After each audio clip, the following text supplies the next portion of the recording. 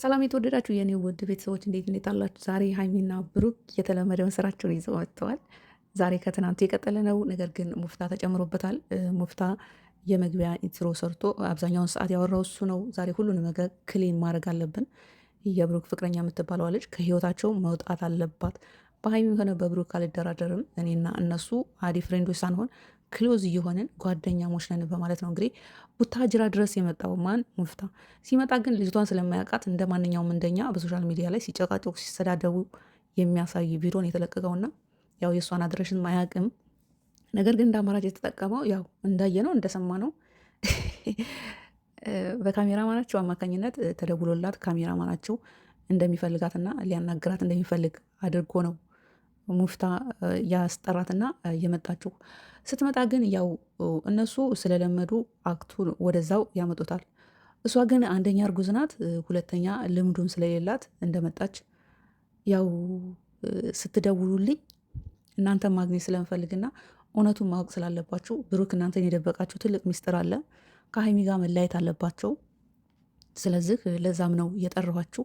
ዛሬ ሁሉንም ነገር በብሩክ ፊት ግልጽ አደርግላችኋለሁ ብላ ስትናገር ሙፍታ እንግዲህ ዘጋ የዋሸውን ቁጥር አንድ ብላችሁ ያዙልኝ። ሌላው እና በጣም ያሳዘነኝ ነገር በጣም በጉጉት ስንጠብቀው የነበረውን ነገር በአክተራቸው አማካኝነት ይህንን የብስራት ዜና መስማታችን እኔ ትንሽ ቅር ብሎኛል። ምክንያቱም ብሩክ ወደ ቡታጅራ የመጣው እንግዲህ ለሀይሚ ቤተሰቦች ሽማግሌ ሊልክ መሆኑን በእሷ በኩል ነው እየሰማ ነው ማለት ነው። ሌላው ያው ሁሉም ተነጋግረው ነው እየሰሩት። ብሩክም እንደሚመጣ ሀይሚም እንደምትመጣ ሚፍታም እንደሆነ ሊያናግራት እየጠበቃት ያለው ልጅቷ አታውቅም ነበረ። ነገር ግን ልጅቷ ስትመጣ ያው እኔ ስትደውሉልኝ እንዳናግራችሁ ሁሉንም ግልጽ እንዳደረግላችሁ ስለምፈልግ ነው የመጣሁት ብላ ቁጥር አንድ ውሸትን ተናገረች ማለት ነው።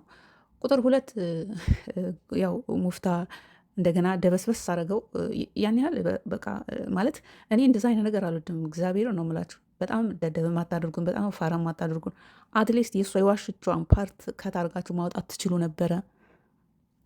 ነገር ግን ሙፍታ መለስ አደረገና በዚህ መንገድ ባላገኘች ደስ ይለኝ ነበር፣ ለመዝናናት ለመብላን ለመጠጣት ቢሆን ደስ ይለኝ ነበር። ነገር ግን በማልደራድርባቸው ሰዎች መካከል ጣልቃ ገብተች ስላየው ይህን ነገር ክሊን እንዳረግና ከዚህ በኋላ ከህይወታችሁ እንድትወጪ ነው የሚል ነገር ሲያስተላልፍላት እናንተ ማታውቁት ነገር አለ። እሱንም ዛሬ አረግላችኋለሁ አለ። ምንድን ነው ንገሬን ሲላት እንግዲህ እሱ በፊት ይምጣና በሱ ፊት እነግራችኋለሁ አለች ማለት ነው። እንደዚህ ስትል ቁጥር ሁለት ውሸቱ ተነጋግረው በአንድ ላይ እንደሚሰበሰቡ ተነጋግረው ነው። ከዛ በኋላ እሺ በቃ ይምጣ አለና ብሩክ ተደወለና መጣ። ሀይሚን መምጣት አለባት ማወቅ አለባት አለች። ሀይሚን ከመጣች በኋላ ግን ሁላችንም እንደሰማ ነው ልጅቷ በእርግጥ እኔ ጭጭ መስላኝ ነበር። እናንተ ለካ ትልቅ ሰው ናት። ያው የሆነ ጥቅም ነገር ፈልጋ ነው። አትስደዋት፣ ቲክቶክ ላይ አትዘግዝቋት። ማግኘት እንዳለ ሁሉ ማጣትም አለ፣ ማጣት እንዳለ ሁሉ ማግኘትም አለና ይሄን ታሳቢ አድርጎ ለማንኛውም ያው ሀይሚ ከመጣች በኋላ ሀይሚ ከብሩክ ራቂ ሽማግሌ ልክ እንደሆነ ሰምቻለሁ። ስለዚህ ማወቅ ያለባችሁና እውነቱን ማወቅ አለባችሁ የ6 ወር እርጉዝ ነኝ ብላ ተናገረች። የ6 ወር እርጉዝ ነኝ ስትል እንግዲህ ወደኋላ መለስ ብላችሁ አስቡ። ከነ ሶሲ ጋር ከነ ዳኒ ሮስት ጋር ተጣልተው ሲሰሩ የነበረውን ድራማ እንዴት አድርገው አስልተው እዚ ላይ እንዳመጡትና ግጥም እንዳደረጓት ድስት ግጣሙን አያጣውም እንደሚባለው በጣም አስተካክለው አስበውበት አቅደውበት እንደሚሰሩ ነው ይሄን ድራማ የተረዳሁትና እኔም ወደኋላ ለመልሳችሁ እሷ የዛሬ 6 ወር ከነዳኒ ጋር በተጣላችሁ በተደባበራችሁ ጊዜ እኔ ጋር መተክ በዛን ጊዜ እኔ የተፈጠረው ነው ያለችው። አሁን ከ2 ወር በኋላ በእሷ ሀሳብ በእሷ አነጋገር ብሩክ የልጅ አባት ሊሆን ነው ማለት ነው። ለማንኛውም ከ6 ወር ቤት ከነዳኒ ሮስት ጋር ሲሰሩ ምንም አይነት በመሀላቸው ጥል የለም። ወደ ቡታጀራ ብሩክም የመጣው በእርግጥ በተጣሉ ጊዜ የዛሬ 6 ወር ነው። ግን ተታረቁ፣ ሰላም ከተፈጠረ በኋላ እናቱን ሲያሳክም ቆይቶ በመሀል ላይ እናቱ ለ1 ወር ነው ምናምን ቀጠሮ ሲሰጣት ሄጄ ልጆች የለኝ ስትል ነው እንግዲህ አድርሶ አንድ ቀን አድርሶ ነው የመጣው። አንድ ቀን ያደረው ሲሄድ ግን ሌሊት ላይ ራሱ ሀይሚ ጋር ሄዶ እንዴት በቃ ቪዲዮ ራሱ ጭብጥ ብለው ዝናብ የመታችው አስመስለው ብጃማ እንደለበሰ ምናምን ታስታውሳላችሁ አይደለ? ያንን ጊዜ ነው እሷ የምትለው። በዳኒና ሮስት ጋር ሲሰሩ በነበረው ቪዲዮ ላይ እኔን ለመናገር ያው እናንተ አላመናችሁም እንጂ እኔ በግልጽ በተዘጋበ ቻናል ላይ ሲያሳያችሁ ነበረ። የብሩክ እናት ሀይሚ ቤት ነበር ያለፈችው። ሀይሚ ጋር ነበረ ሆና ሲያሳምማት ወደ ሆስፒታል ምን ሲያመላለሳት የነበረው ግን ለኦዲየንስ ሲባል ያው የብሩክ እናት ብሩክ ጋር እንደነበረች አድርገው ይሄ ሙፍታም አሁን ከሌላ ቦታ እናቱን ምናምን በቃ ምንም ከሀይሚ ጋር እንዳልተገናኙ አድርገው ነበር ለኦዲየንስ ሲሰሩ የነበረው። ነገር ግን የሀይሚ እናት አሚን የብሩክ እናት ሀይሚ ጋር ነበረች ያረፈችው። ምንም አይነት ጥል አልነበረም። ድራማ ነበር የሚሰሩት። ፕላስ ደግሞ ብሩክ ወደ ቡታጅራ ሄደው አስታውሳለሁ ከተታረቁ በኋላ ነው። ይችል የሆነ ነገር ፈልጋ ያው የሆነ ነገር ሲሰሩ እኮ ወይ አሰሩን ብሏቸው ወይ የሆነ ድራማ ነገር እንሰራ ብለን እናንተን ተጠቀሙ ልጥቀማችሁ እንደሚባለው ነገር ማለት እንደዛ ብለዋት ብላቸው ሊሆን ይችላል።